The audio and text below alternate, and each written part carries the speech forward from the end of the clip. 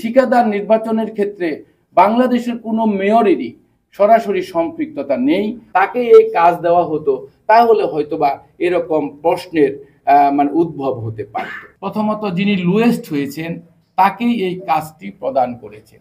যিনি দ্বিতীয় হয়েছেন তিনি যদি কোনো কারণে এই কাজটা পেতেন তাহলে সরকারের প্রায় 58 লক্ষ টাকার উপরে ক্ষতি হতো। সুতরাং যেহেতু প্রথম যিনি হয়েছেন সর্বনিম্ন দরদাতা, তারটা বাতিল না করে তাকেই কাজ দেওয়া হয়েছে, সুতরাং এখানে অনৈতিক কর্মকাণ্ডের কোনো সুযোগ আছে কিনা, কারণ এটাতে তিনি হক এবং দাবিদার, তাকেই কিন্তু কাজটা দেওয়া হয়েছে। যদি সর্বনিম্ন দরদাতাকে বাতিল করে দ্বিতীয় জনকে অর্থাৎ 28 লক্ষ টাকা যিনি বেশি দিয়েছেন তাকে এই কাজ দেওয়া হতো তাহলে হয়তোবা এরকম প্রশ্নের উদ্ভব হতে পারত। সুতরাং যখন গাজীপুর 1 আসনের মনোনয়ন স্থগিত আছে ঘোষণা করা হবে, সেই মুহূর্তে তড়িঘড়ি করে এরকম একটা মিডিয়া ট্রায়ালের মাধ্যমে সংবাদ পরিবেশন করার উদ্দেশ্যটা কি সেটা বিবেকবান প্রত্যেকটা মানুষই একটু চিন্তা করলে বুঝতে পারবেন।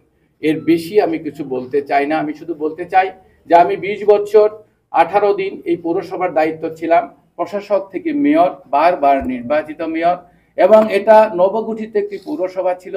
আমি দিন রাত চেষ্টা করেছি এই পৌরসভাটার উন্নয়ন করতে, অর্থনৈতিকভাবে স্বাবলম্বী করতে, এবং আমি যেহেতু সরকারের 58 লক্ষ টাকা সেভ করেছি এবং আমি দৃঢ়ভাবে বিশ্বাস করি যে কালিয়াকৈর পৌরসভায় এই ঠিকা নিযুক্তি যারা দায়িত্বে ছিলেন তাদের কোনো ভুল করেছে বা অনিয়ম করেছে বলে আমার মনে হয়নি।